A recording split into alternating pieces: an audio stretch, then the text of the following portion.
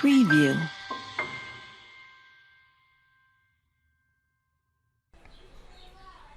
Kwa jina naitwa Jaber, lakini nafahamika pia kama Jaberinho.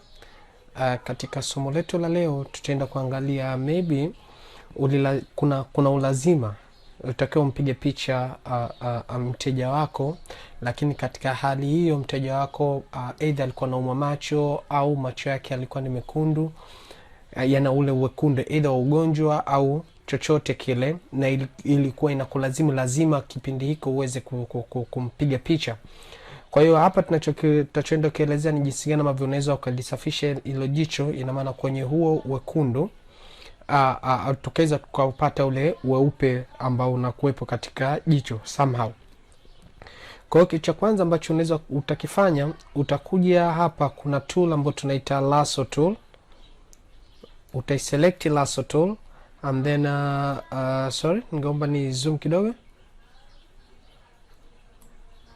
Okay, na maana nitaselect lasso tool yangu and then nitachora au nitafanya selection ya around mule ambapo ya ile sijajua ndo anaita sio ndo pupil sio nini, lakini kwenye ule wekundu ambao natakiwa ni utono. Pupil ni hicho kinachokuwa cheusi hapo.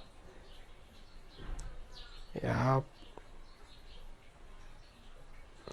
kineglectical na kuja hapo na tayari nisha select upande mmoja. Kwa kuja upande wa pili nitachokifanya, nitashikilia shift down. Unaweza kuona kuna alama ya kujumlisha hapo imetokea kwenye kasa yangu. Ina maana by the time nitapokuwa nafanya basi shift nitakuwa nimeshikilia down, sawa. Kama sitoshikilia shift upande wa pili itakuwa deselected. Kwa hiyo ile na select, na upande wa pili wakati nafanya hivi I have to make sure kwamba shift yangu ipo chini. Nimeshikilia shift kwa wakati huo. Yep, immediately nikimaliza nitaachia. Baada ya kufanya hiyo selection nitakuja kwa filter and then kwenye not filter, nitakuja kwenye select and then select and mask. Nitakuja kwa feather, nitajaribu ku-increase kidogo feather ili niweze kupata ile smoothness around kwenye zile sharp edges mpaka nitakapoona somewhere inatosha, maybe hapa nitamwambia okay. Baada ya hapo nitaiduplicate layer, nitachukua layer, nitakuja nitaidrop hapa.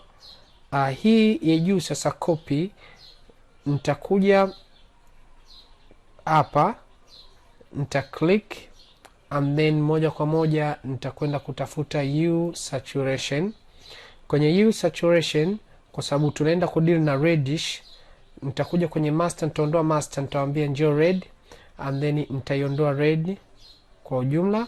And then wakati huo kwenye lightness hapa nitajaribu ku increase kidogo so as niweze kupata ile brightness au zile edges and then from there nitaambia okay, I think kuna kitu kitakuwa kimeweza kufanyika somehow. And this is before na hii ni after. Before after. Somo letu la leo nadhani litaishia hapo. Naomba usisahau kusubscribe kwenye channel yangu, na kama kuna lolote lile unaweza kucomment ili tukazidi kuweza kupata mawasiliano. Asante na nashukuru. Tukutane tena siku nyingine.